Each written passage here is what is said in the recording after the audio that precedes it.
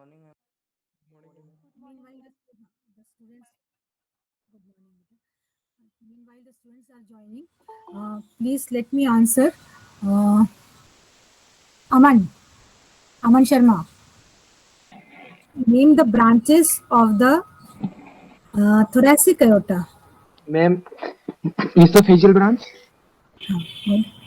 Oesophageal artery ma'am, हाँ, esophageal artery. Good. Next one bronchial is क्या ma'am, bronchial artery. Okay.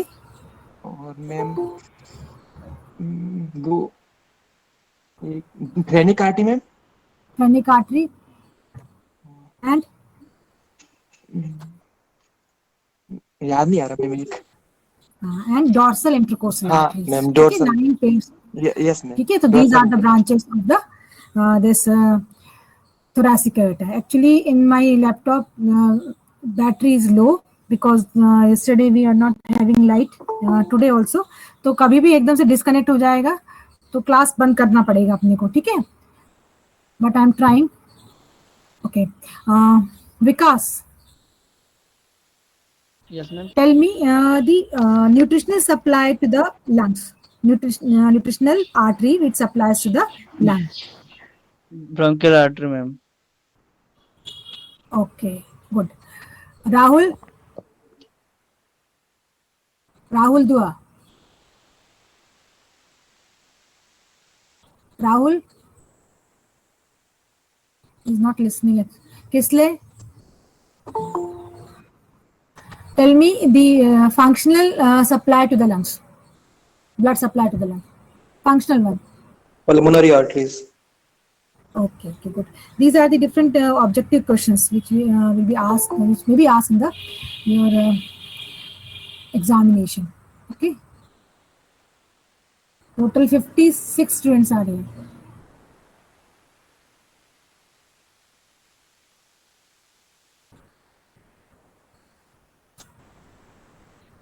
Then tell me the passage through which the thoracic aorta enters into the abdominal cavity and becomes the abdominal aorta. Name that passage. Because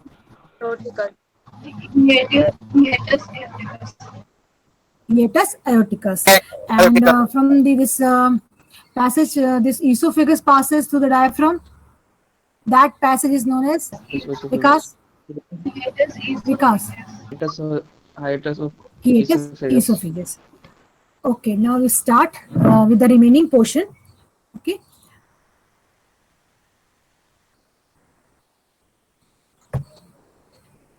Today very less students are there. Only 57.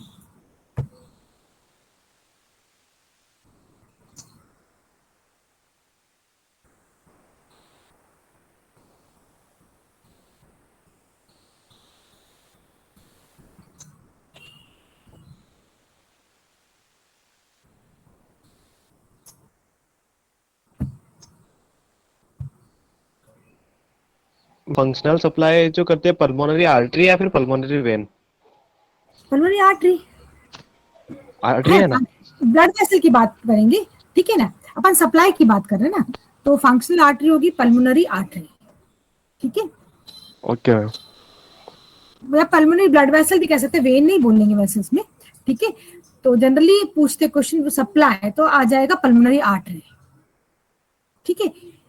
क्योंकि वो functional generally जो भी organ को अपन supply की बात करते हैं, like जैसे मेसेट्रिक बोले आर्टरी, तो mesenteric artery supply to the messenger muscle. Particularly supply जो हो रही है फॉर दिस ऑक्सीजन सप्लाई और न्यूट्रिशन सप्लाई. तो सिमिलरली अगर इसमें बात करेंगे supply means that carries the blood towards that organ, ठीक है? तो यहाँ पे ऑर्गन को ले जा रही है तो pulmonary artery that carries the deoxygenated blood to the lungs, ठीक है? For its function to oxygenate that, तो उसमें पल्मोनरी आर्टरी आएगी, ठीक है? Yes ma'am. पल्मोनरी सर्कुलेशन अलग चीज हो जाती है, सर्कुलेशन में दोनों इन्वॉल्व हो जाएंगे. That includes both artery, pulmonary trunk बोलेंगे pulmonary arteries as well as vein. Pulmonary circulation में, ठीक है? और supply कहीं word आएगा तो that is pulmonary artery. Okay? We were talking about this the caudal portion, ठीक है? Caudal aorta में बता दिया था आपको different branches. ये just information थी, introduction, ठीक है? Then this point is the iliac quadrification, ठीक है, that gives rise to 4 branches. ये आपको बता दिया था मैंने, ये और आगे पढ़ना है इसलिए अभी इसको रिपीट नहीं करेंगे, ठीक है। From this iliac quadrification may be the continuation or from the dorsal aspect of this point there is a thin artery, ठीक है, that runs in its midline, ठीक है, just ventral to the sacrum, sacrum के बिल्कुल नीचे की तरफ एक पतली सी आर्टरी जाती है, ठीक है, that arises from the dorsal aspect of the iliac quadrification, or we can say it is the continuation of the caudal aorta, बहुत पतली आर्टरी होती है, ठीक है। तो here just below this sacrum this artery is known as ventral sacral artery, ठीक है, या मीडियन सैक्रल आर्टरी। क्यों? क्योंकि ये बिल्कुल नीचे इसके सैक्रम के चलेगी, ठीक है, and it continues just below this the coccygeal vertebrae. Here the artery is known as ventral coccygeal artery and it is very important artery. Why? क्या रीजन है, इंपॉर्टेंट क्यों है ये ventral coccygeal artery? Pulse measure किया जाता है। हाँ, pulse major करने, ठीक है। तो from here we take the pulse, pulse red line में।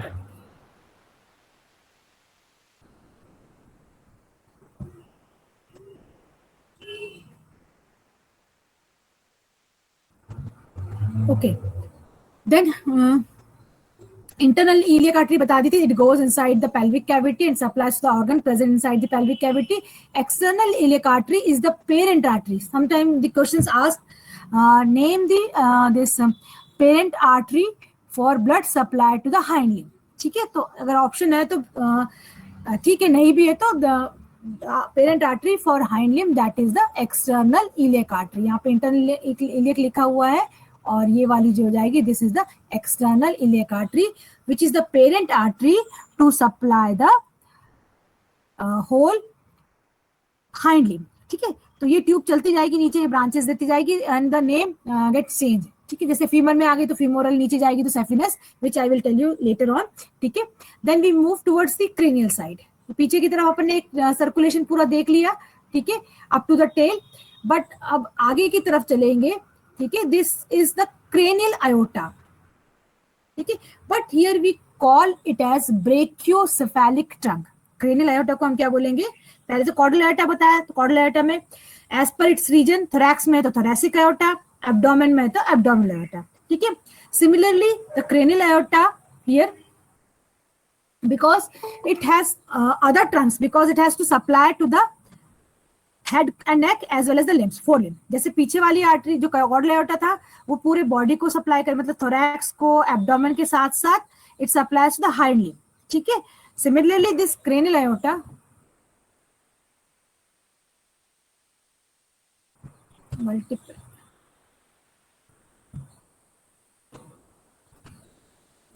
ठीक है, this cranial aorta it has to supply the neck and head. ये अगर सीरियसली जा रही है तो supplies to the neck region, then anterior again goes anteriorly to supply the head region, ठीक है। तो यहाँ पे जो भी स्ट्रक्चर होगा उसको सप्लाई करेगी, but it also has to supply the 4 limb, क्योंकि 4 लिम्ब के लिए बच गया है इतना, तो इसको सप्लाई करने के लिए भी cranial aorta है।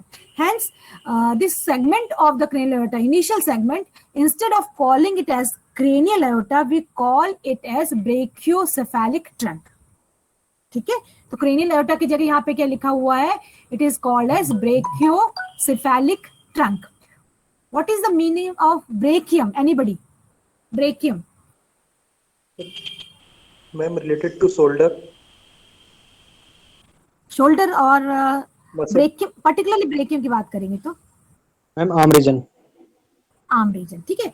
तो although here we consider it as a whole, ठीक है। तो brachio means has 2 components. Brachiocephalic trunk has 2 components.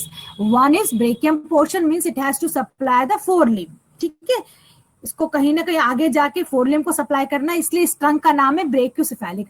Another part is cephalic. Cephalic, all of you know, that is the head region. Means it has to supply the head and goes towards the or cover the this region. Hence the name given brachiocephalic trunk. It is a literal meaning. बताएंगे brachio means it has to supply the whole 4 limb. अभी brachium arm वैसे होता है, but here it has to supply the whole 4 limb as well as it goes in the traverses through the neck region and reaches in the head region and supply to the all the structures in the head. ठीक है, तो अब जब ये आगे की तरफ move कर रही है दिस ब्रेकियोसेफेलिक ट्रंक, ठीक है, it gives rise to the this subclavian artery. Actually अभी ये कहाँ पे है, ये हार्ट थोरेसिक कैविटी में है, एंड दिस क्रेनियल एओर्टा और brachiocephalic trunk is also inside the thoracic cavity.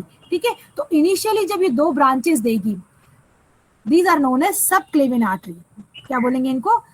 Ghosh की बुक में लिखा है एक्सिलरी आर्टरी, उसके ब्रैकेट में लिखा है intrathoracic part, that is nothing but the subclavian artery. ठीक है, तो means that supplies to the thorax region and then comes out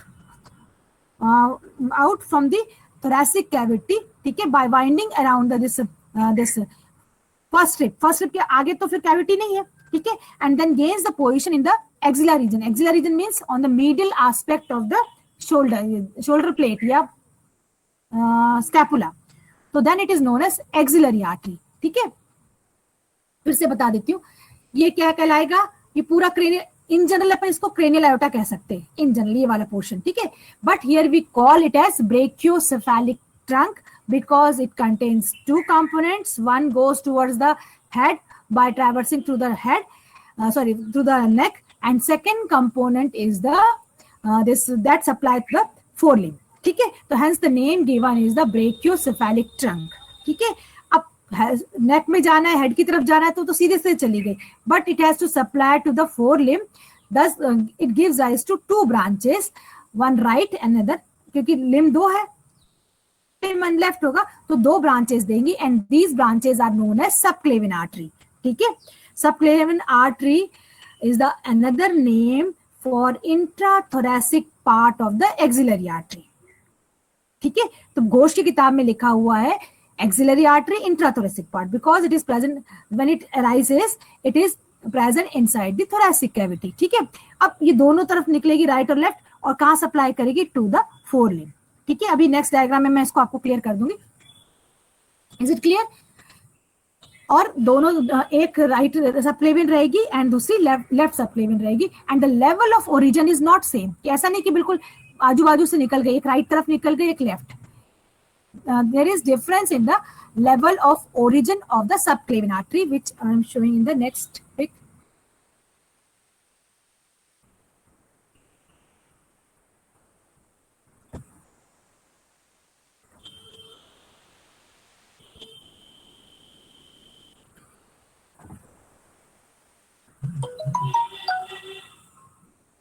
just wait, क्या कहीं गड़बड़ हो गई, नहीं दे पाएंगे।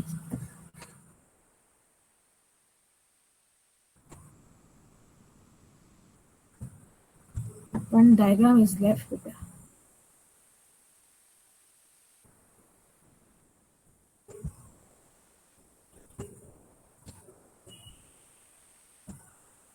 Okay, this portion is the brachiocephalic trunk. ठीक है, ये जो दिख रहा है ये एंटीरियर पोर्शन जा रहा है। ठीक है, तो दिस पिछला तो मैंने पढ़ा दिया है। दिस क्रेनियल आयोटा का जो पोर्शन है is known as brachiocephalic trunk. ठीक है, and it gives rise to two branches, these two are the subclavian artery. ठीक है, this left one originate at the level of second intercostal space. ये पीछे की तरफ दिख रही है। ठीक है, ये एनिमल का हेड वाला रीजन ही टेल है, तो दिस अराइजेस बिहाइंड, और पहले निकल जाती कहना चाहिए, at the level of second intercostal space. This is the left subclavian artery and here is the right subclavian artery which originates at the level of first rib. ठीक है, तो दोनों का ओरिजिन जो होगा not at the same level. पहले कौन सी निकल रही? Left subclavian eight the level of second intercostal space, whereas this right one, ये राइट हो गई, लेफ्ट है। ठीक है, तो right one originate at the level of first rib. ठीक है, and these two arteries after origin they come gains eight the level of first rib. First rib मान लो यहां तक आए, तो यहां से वाइंड करके या टर्न करके it goes towards the outside and gains the position medial to the scapula. ठीक है, आपने स्केलेटन में स्कैपुला देखा होगा, तो मीडियल साइड कहां जाएगा? अंदर की तरफ, medial to the scapula. Then the same artery is known as axillary artery. ठीक है, यहाँ पे हम इसको जब तक थोरेसिक कैविटी के अंदर इसको क्या बोलेंगे? दोनों को सबक्लेविन आर्टरी और intrathoracic part of the axillary artery. ठीक है, अब ये वाली आर्टरी क्या करेगी? फर्स्ट रिब के यहां से होके अंदर की तरफ चली जाएगी, gains the position medial to the scapula. आपने देखा होगा एनिमल में फ्लैट बिल्कुल जो स्कैपुला है दोनों साइड में लगे हुए रहते हैं, ठीक है. तो then the artery is known as axillary artery. And note कर लो, the axillary artery is the parent artery for blood supply to the forelimb. ठीक है, तो axillary artery कौन सी blood supply forelimb को करने के लिए is the parent artery. For hind limb is the, anybody कोई आंसर करेगा? Parent artery for blood supply to the hind limb. External iliac. External iliac artery. Good. External iliac artery. For the blood supply to the forelimb, the parent artery is the axillary artery. ठीक है, subclavian नहीं बोलेंगे, subclavian because it is present in the thoracic cavity. ठीक है, when it comes out कैसे आएगी? मान लो यहाँ फर्स्ट रिब होगी, यहाँ पे फर्स्ट रिब का पोर्शन होगा, ठीक है. तो ये क्या करेगी? फर्स्ट रिब के आगे से टर्न लेगी, ठीक है. टर्न लेके it gains the position medial to the scapula. Then the same artery becomes the axillary artery. ठीक है, and during this traversing it gives rise to some branches जो मैं बाद में बताऊंगी to the thorax, to the organs or to the structures present in the thorax. कुछ branches यहाँ पे दे देगी जो इसको सप्लाई करेगी. कौन सी? subclavian. ठीक है, and then it comes out from the this thoracic cavity and gains the position medial to the scapula, becomes the axillary artery, which is the parent artery for blood supply to the forelimb. ठीक है, is it clear? अब और आगे की तरफ हम बढ़ते ही subclavian हो गया. जब ब्लड सप्लाई टू फोरलिम्ब पढ़ेंगे उसमें डिटेल कर लेंगे इसको. देन दिस आर्टरी जो है ये वाला पोर्शन क्या कहला रहा था? Brachiocephalic trunk. तो ब्रेकियल रीजन तो निकल गया, मींस ब्लड सप्लाई टू फोरलिम्ब हट गई. ये दोनों निकलने के बाद अब केवल ये कंपोनेंट बचा. And this trunk, this is also the common trunk, is known as, एक डायग्राम मैंने बनाया था शायद वो कहीं और पेस्ट हो गया, that is known as bicarotid trunk. ठीक है, after giving the subclavian artery, left and right subclavian artery, the same artery, ये brachiocephalic trunk था, ये वाला क्या था? This is the brachiocephalic trunk. ठीक है, after giving the left and right subclavian artery, the same trunk becomes the bicarotid trunk. क्यों? क्योंकि इसने अपना फोरलिम्ब वाला रीजन तो सेपरेट कर दिया, तो अब ब्रेकियम रीजन, ब्रेकियल वाला वर्ड आएगा ही नहीं. ठीक है, then it is known as bicarotid. Bica means two, carotid means two carotid arteries, means it has to give rise to two common carotid arteries. Clear? ठीक है, तो आपको मैंने लेफ्ट वाली ये वाली दिखा रही है कॉमन carotid artery. तो this segment of the this cranial aorta is known as bicarotid trunk. ठीक है, फिर से सुन लो. Initially it is known as brachiocephalic trunk when it originates from the heart. ठीक है, convex portion of the this common aortic arch. ठीक है, aortic arch से निकलने के बाद convexity से निकलेगा, तो this portion is known as brachiocephalic trunk. After giving the left and right subclavian artery, the same trunk becomes the bicarotid trunk because it has to give rise to the two common carotid arteries. Two common means एक right side में जाएगी, एक left side में जाएगी, and these common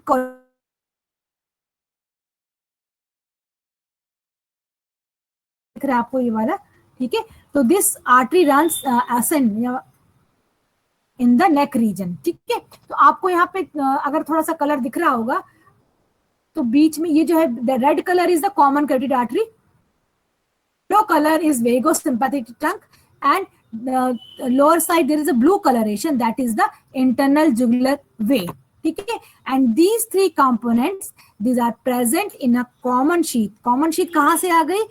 आपने muscle पढ़ी तो muscle में जो डीप फेशिया होता है उसी में से ये बाहर निकल के ये रैप करती है दीज थ्री कंपोनेंट्स. ठीक है, one is yellow colour, one is vagosympathetic trunk, red colour that is the common carotid artery. ठीक है, तो अच्छा ये चीज दोनों जगह रहेगी, राइट साइड में भी रहेगी, लेफ्ट में. अपन को केवल लेफ्ट दिख रही है, राइट मैंने छोड़ दिया है देखो यहाँ जाके, क्योंकि एक साइड देख रहे हैं. ठीक है, तो here this is the left component, same component is present in the right side also. ठीक है, तो we are discussing about the left one. ठीक है, तो यहाँ पे क्या हो जाएगा? This red colour is the common carotid artery, के ऊपर साइड में लगी हुई adjacent yellow colour that is the vagosympathetic trunk, and blue colored is the internal jugular vein. These are covered by a common sheath. Name that sheath. Anyone? Carotid sheath. Carotid sheath, ठीक है। ये vagus nerve में पढ़ा था अपन ने, वेगो sympathetic trunk जब पढ़ा था, ठीक है। तो कैरोटिड शीथ जो है that wraps these three components, ठीक है। तो ये कंबाइंडली जब आप डायसेक्शन करेंगे, व्हेन वी ओपन, ठीक है, नेक रीजन ओपन करेंगे, तो we are not able to see the artery and this nerve individually, ठीक है, सेपरेट नहीं कर।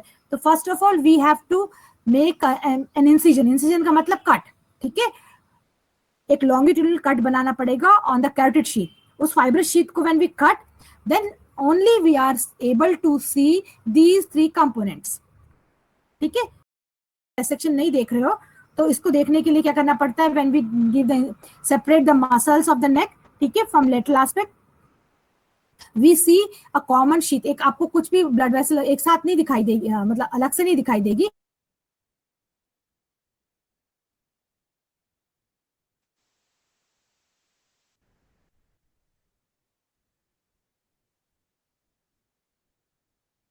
कंपोनेंट को देखना जो इतने इजीली समझ में नहीं आता है कि कौन सी आर्टरी है, तो क्योंकि आप प्रैक्टिकल भी अटेंड नहीं कर रहे हो। Mainly when the artery is present, जो रेड कलर की आर्टरी है, how we identify this is an artery, ठीक है। तो हम देखेंगे slide diameter is more and we when we feel this artery, तो आपको जैसे रबर ट्यूब होती है ना, रबर ट्यूब को आप क्या करते हो, प्रेस करते हो तो क्या हो जाएगी, अगेन इट कम्स बैक, ठीक है। तो सिमिलरली हाउ वी आइडेंटिफाई, क्योंकि जब आप इसमें ब्लड नहीं रहता है, आप डायसेक्शन करते हो, डेड एनिमल में कर रहे हो, ठीक है, that is the formalin fixed. Formalin fix कैसे करते हैं वो भी मैं बाद में बताऊंगी, ठीक है।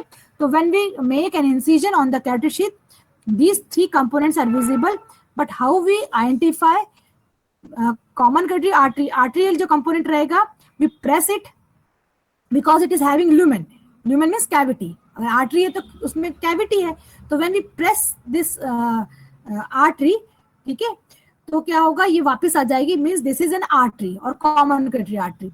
how we identify this is a nerve, vagosympathetic trunk चल रहा है, means that is yellow color का जो this is a nerve, तो बिकॉज नर्व जो रहते दीज आर सॉलिड वन, ठीक है। तो आप उसको प्रेस करोगे तो सॉलिड कॉर्ड जैसा दिखाई देगा, वो भी फ्लैटन रहेगा, ठीक है।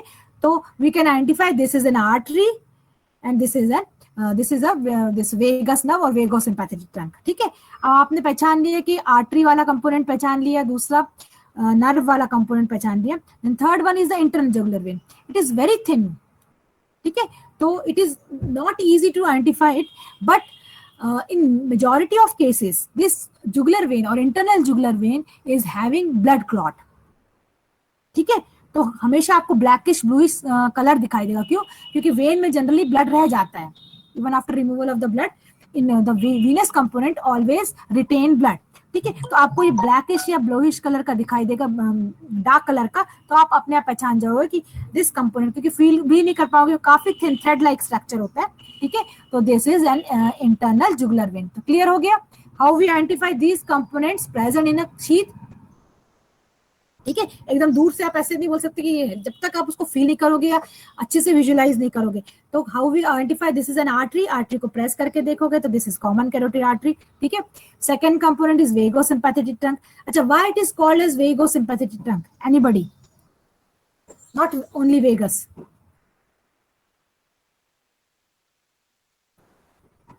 वेगोसिम्पैथेटिक ट्रंक क्यों बोल रहे हैं इसको, क्योंकि नर्व तो इधर से आ रही है ना, ऐसे आ रही है, क्रेनियल नर्वस सिंपैथेटिक नर्व भी आ रही है साथ में। हाँ, good. Because it receives the sympathetic fibres from, कहां से ले रहे हैं, cervical ganglion, good, cranial, cervical और सुपीरियर सर्वाइकल गैंग्लियन, ठीक है। तो hence it is called as vago. तो कैसे आप आइडेंटिफाई करेंगे प्रैक्टिकली, तो बहुत इजीली समझ में आता है, बट पावर पॉइंट बस आपको जस्ट हम बता दे रहे कि how we identify, and that is more important thing, how we practically identify. Theoretical तो ठीक है, आपने देख लिया है और रट लोगे, but it is very important to identify practically. यहाँ रहते तो डायसेक्शन करते देखते, ठीक है, ओके, कोई बात नहीं। तो these three components which are present in the carotid sheath, ठीक है। तो this common carotid artery which runs in ascend in the neck region, ठीक है। तो पहले क्या था, brachiocephalic trunk, then bicarotid trunk, then two common carotid arteries, ठीक है। This one is the right common carotid artery, this one is the left common carotid artery, ठीक है। Another importance of this common carotid artery, because आप देख रहे हो this is the continuation of the cranial iota, means directly heart से आ रहा है, ठीक है। तो क्या होता है, इसमें काफी प्रेशर होता है, ठीक। तो when we want to this preserve the animal, ठीक है, आप लोग डायसेक्शन करते हो यहाँ पे से आओगे तो, ठीक है, डायसेक्शन करना है तो we have to preserve the whole body of the animal, ठीक है।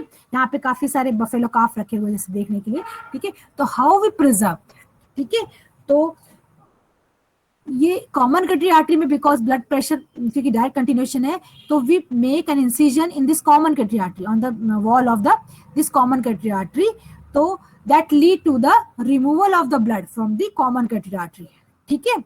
यहाँ से क्या हो जाएगा, ब्लड रिमूव हो जाएगा, ठीक है। और उसके बाद क्या करेंगे, through this artery we inject the 10% formalin. इसकी डिटेल प्रोसीजर में एक अलग क्लास में बता दूंगी आपको, थोड़े इंस्ट्रूमेंट वगैरह दिखा के, but it has importance common कटरी artery. Why? Because embalming of the animal is done. Embalming का मतलब है we this inject the preserving fluid और preservative, that is the 10% buffered formalin और 10% फॉर्मलिन, ठीक है, into the body of the animal, that is known as embalming, ठीक है। Why there is need of embalming? Because we have to preserve the animal body for longer period, क्योंकि आपको dissection करना है, तो अगर आपने बॉडी लेके आए, पता चला 2 दिन में वो खराब हो जाएगी, सड़ जाएगी, और you are not able to keep it for longer period, ठीक है। हमको डायसेक्शन करना है तो हमको सालों साल रखना पड़ता है, 6 महीने 7 महीने 1 साल तक। तो what we do, we give the incision on the surface of the common carotid artery or wall of the common carotid artery, okay, we take out the blood, and through the same incision we inject the 10% formalin, and because this is the continuation of the heart, तो क्या हो जाएगा, through this incision, अगर इसके ऊपर incision दिया है तो फॉर्मलिन जो जाएगा पहले हार्ट में जाएगा, हार्ट से फिर कॉर्डल आयोटा में चला जाएगा और पूरी बॉडी तक फॉर्मलिन सप्लाई हो जाएगी। Hence each and every tissue of the body gets the formalin, ठीक है, and that formalin acts on these tissues and coagulates the protein of the body and preserve it. कोई भी organ हो या कोई भी इवन एनिमल हो, अपन animal की बात यहाँ पे करें, ठीक है।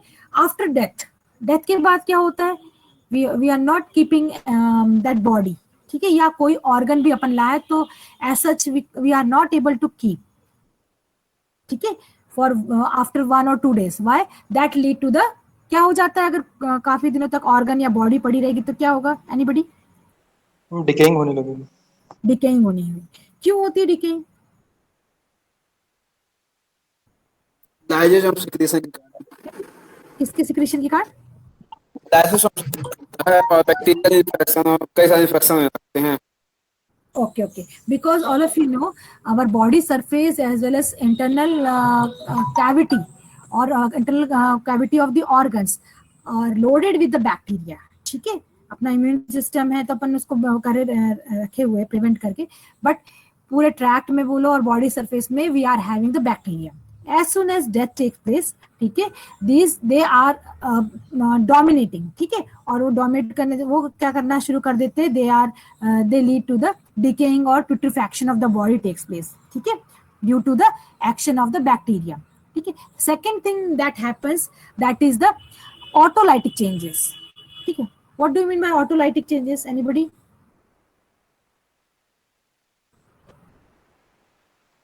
Autolytic changes, कोई सेल ऑर्गेनल है? Lysosome. Lysosome. Another name for lysosome? Suicidal body, ठीक है।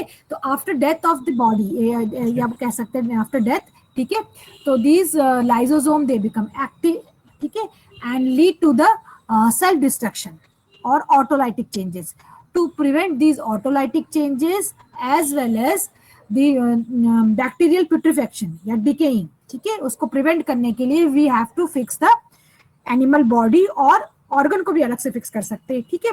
तो एनिमल बॉडी को फिक्स करने के लिए सबसे अप्रोप्रिएट साइट क्या है, ये कॉमन कैरोटिड आर्टरी, क्योंकि क्या होता है, आप केवल आर्टरी की ब्रांचेस इस टाइप से पढ़ते रहो तो दैट बिकम्स मोनोटोनस, ठीक है। जब तक आप उसका अप्लाइड पार्ट नहीं पढ़ोगे तो इंटरेस्ट नहीं आता है, ठीक है। Hence I am telling about the importance of the common carotid artery. Why it is important? Because we make a slit on the wall of the common carotid artery to take out the blood and inject the 10% formalin to preserve the body of the animal, क्योंकि ये blood vessel है तो यहाँ से जो formalin है पूरा का पूरा हार्ट में जाएगा, हार्ट के बाद कॉर्डल एओर्टा में, फिर वहाँ कॉर्डल एओर्टा से आपको पता है हाइंड लिम्ब में चला जाएगा, सिमिलरली क्रेनियल से यहाँ इंसिजन दिया है, ठीक है, आगे की तरफ जाएगा पूरा हेड रीजन से होते हुए, ये लेफ्ट साइड है तो राइट साइड से भी होते हुए फिर हार्ट में आएगा, फोर लिम्ब में चला जाएगा, तो that lead to the fixation of the body, ठीक है। अब ये कॉमन कैरोटिड शीथ के अंदर है कॉमन कैरोटिड आर्टरी, अब आगे की तरफ जाएगी at the level of angle of the jaw कह सकते हैं अपन यहाँ पे, और at the level of larynx कह लो या थोड़ा और पीछे आओ, तो this carotid artery it gives rise to 3 branches. Initially the 2 branches are there, and after giving the internal carotid artery that gives another artery, तो 3 branches आपको दिखाई देती है, and that is known as carotid trifurcation. ठीक है, in the next figure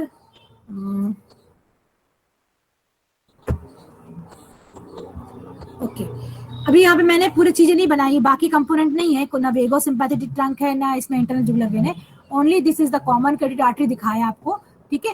and this common carotid artery eight the level of angle of jaw कह सकते हैं, थोड़ा उससे पहले फेरिंक्स वाला लैरिंक्स वाला रीजन है. This artery gives rise to initially 2 branches and ultimately 3 branches. यहाँ पे दिख रही है, एक ब्रांच ये दिख रही है, दूसरी ये दिख रही है और तीसरी दिख रही है. तो this point is known as carotid trifurcation. ठीक है, दिस पॉइंट जहां पे मेरा कर्सर रखा है, this point is known as carotid trifurcation because here the common carotid artery gets terminated by giving 3 branches. जैसे अपन ने पीछे पढ़ा था कॉर्डल एओर्टा का टर्मिनेशन हुआ था by giving rise to 4 branches, and that point is known as iliac quadrification. Similarly here this common carotid artery जो है, एक ये लेफ्ट वाली होगी, राइट भी उसकी होगी, ठीक है. तो this artery it gives rise to this 3 branches, ठीक है, and this point is known as carotid trifurcation. ठीक है, तो these 3 branches are, one is the external carotid artery, ये आपको दिखाई दे रही है, दूसरी internal carotid artery, and third one is the occipital artery. ठीक है, तो these 3 branches they have to supply the whole head region. कुछ चली जाएगी हॉर्न को सप्लाई करेगी, कुछ क्रेनियल कैविटी में जाएगी, कुछ आई को सप्लाई करेगी, पूरा यहाँ पे फेशियल रीजन है, मैक्सिला है, देन टीथ वगैरह होंगे, ये सबको सप्लाई करेगी ब्रांचेस ऑफ दीज 3. अब यही आगे जाके कहीं मैक्सिलरी आर्टरी बन रही है, तो these arteries they cover the whole head region. ठीक है, अब इनसे सप्लाई होने वाली है. Carotid trifurcation is the termination of the this common carotid artery at the level of angle of jaw or at the level of कह सकते हैं of larynx, that give rise to 3 branches. These branches are the initially axial carotid artery, then internal carotid artery, and from the internal carotid artery the occipital artery arises. ठीक है, तो this is known as carotid trifurcation. ठीक है, at this level जहाँ internal carotid artery arise हो रही है, there is a slight dilatation is there. ठीक है, that is known as carotid sinus.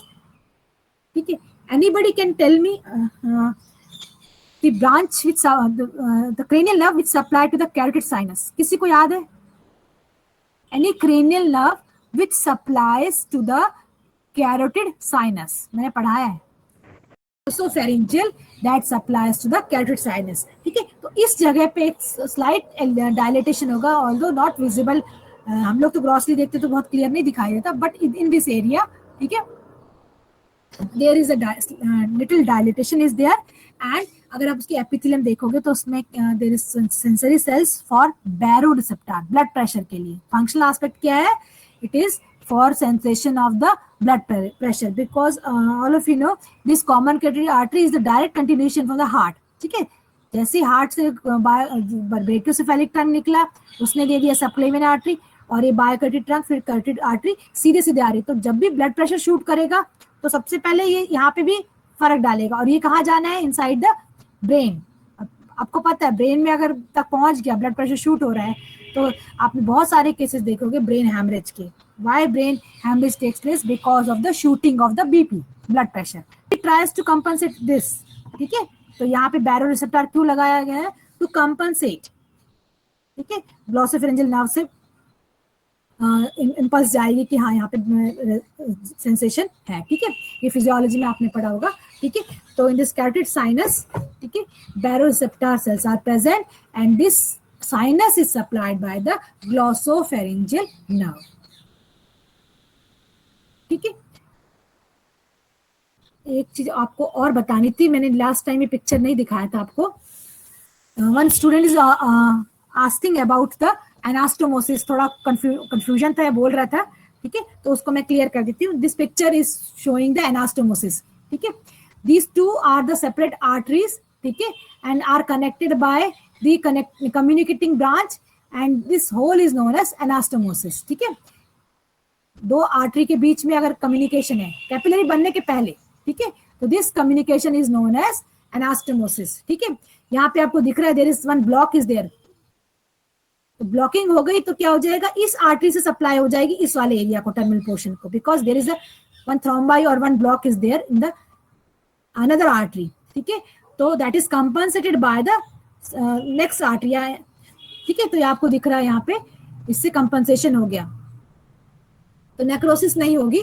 तो hence there is importance of the anastomosis between the adjacent artery. ठीक है, second ये वाली पिक्चर आप देखोगे, एंड आर्टरीज मैंने बताया था. And arteries because there is no communication between these two artery. Suppose there is any block is there in one artery, ठीक है, तो that lead to the necrosis और ischaemia of the terminal portion और organ to which this artery supplies. ठीक है, क्योंकि इनके बीच में कोई कनेक्शन नहीं है.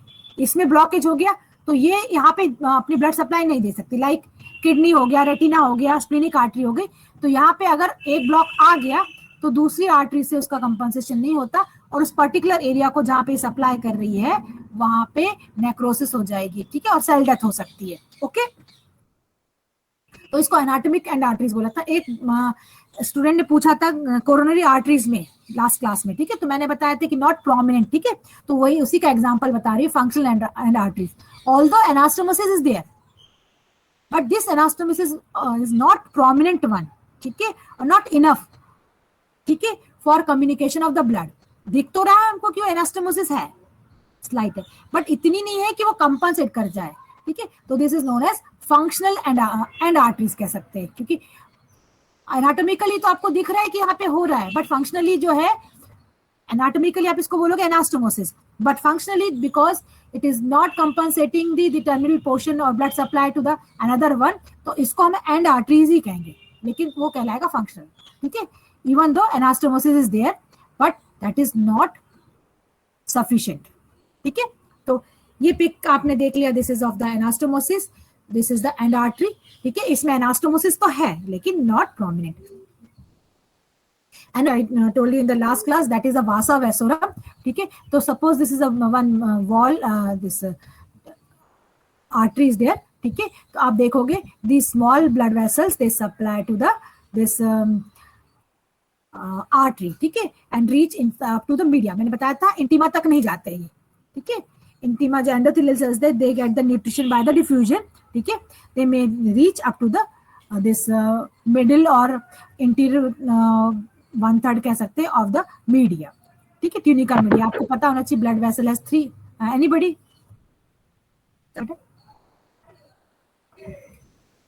वासा वेसोरम में तो ये क्लियर हो गया तीनों? यस सर, मैम जो आप बताई थी सब लिंगुअल ग्लैंड और सब लिंगुअल सब क्लेवियल आर्टरी और एक्सिलरी आर्टरी. हाँ हाँ हाँ, तो इसमें सब क्लेवियल भी तो उसको सप्लाई कर रही, फोर लिम्ब को, एक्सिलरी भी फोर लिम्ब को जा रही, तो दोनों में अंतर क्या है दोनों आर्टरी में? दोनों में अंतर बता रही. ठीक है, वैसे अपन पढ़ेंगे, 4 लिम्ब पढ़ाएंगे.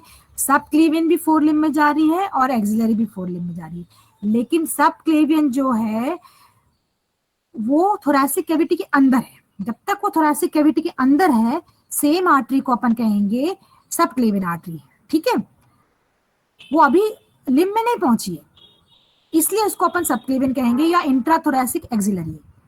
ठीक है, देखो जितना भी ब्लड सर्कुलेशन आप देखोगे पाइपलाइन एक ही है, एक ही ट्यूब है, लेकिन अलग अलग जगह उसका अलग नाम है, ठीक है। तो जब वो थोरैसिक कैविटी के अंदर, रिब केज के अंदर है, जब तक वो बाहर नहीं निकल रही है तो उसको सबक्लेवियन कहेंगे। और जैसे ही वो बाहर निकल के स्कैपुला मतलब लिम्ब के पास आ जाएगी, स्कैपुला के मिडिल एस्पेक्ट में, आपको एक्सिलरी रीजन पता होगा, आर्मपिट कह लो या एक्सिलरी रीजन, जब वहां पहुंच जाएगी तो that is known as axillary artery, ठीक है। तो आपको कहना कि पेरेंट आर्टरी क्यों नहीं बोल रहे, पेरेंट आर्टरी इसलिए नहीं कहेंगे कि यहाँ पे अभी वो, क्योंकि वो थोरैसिक कैविटी के अंदर है और सप्लाई कर रही है मसल्स ऑफ मसल कह लो या bony portion of the thoracic cavity, not the limb. तो अभी सबक्लेवियन कहा है जब तक वो थोरैसिक कैविटी के बाहर नहीं निकल रही है। जैसे ही वो बाहर निकलेगी मतलब लिम्ब को सप्लाई करना है, तो तब उसको अपन एक्सिलरी आर्टरी कहेंगे। क्लियर हुआ नहीं हुआ? Yes, ma'am. ठीक है। और जब अपन blood supply to forelimb पढ़ेंगे उसको डायग्राम से मैं और क्लियर कर दूंगी, ठीक है। थोरैसिक कैविटी के अंदर है तो वो सबक्लेवियन है, वही ट्यूब जब बाहर चली जाएगी तो that becomes the axillary artery, ठीक है। फिर वो नीचे जाएगी पूरे फोर लिम्ब में, तो hence that axillary artery is the parent artery for the blood supply to the fore limb, ठीक है। क्योंकि सबक्लेवियन आर्टरी लिम्ब को नहीं सप्लाई कर रही, लिम्ब में नहीं जा रही है, वो थोरैसिक कैविटी को सप्लाई कर रही है, इसीलिए, ठीक है। इसमें कोई confusion? Anastomosis, vasa, vasorum and arteries,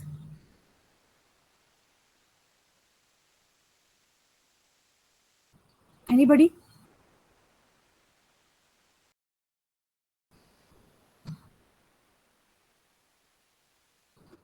Now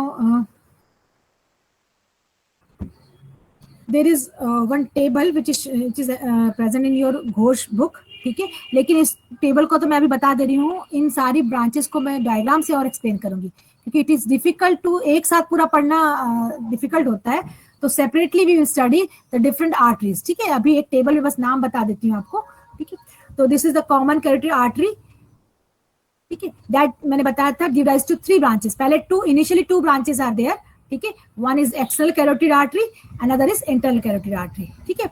तो दिस एक्सटर्नल कैरोटिड से नाम पता चल रहा है कि एक्सटर्नल है, तो बाहर की तरफ जाएगी, ठीक है। तो internal carotid artery as soon as it arises it gives rise to another branch that is the occipital artery, ठीक है। ये निकलते ही दूसरी ब्रांच दे देगी, that is the occipital। तो extracranial part of the this internal carotid artery it gets blocked after birth, ठीक है। जब मैं इसके बारे में बताऊंगी, जब डिवीजन, ठीक है, नेक्स्ट क्लास में, तब बताऊंगी कि कैसे कंपनसेट हो रहा है। बट अभी आप समझ लो कि इंटरनल कैरोटिड से ओरिजिन हो रहा है ऑक्सीपिटल का। तो 1, 2 और 3 को बोला हुआ है कैरोटिड ट्राइफर्केशन, ठीक है।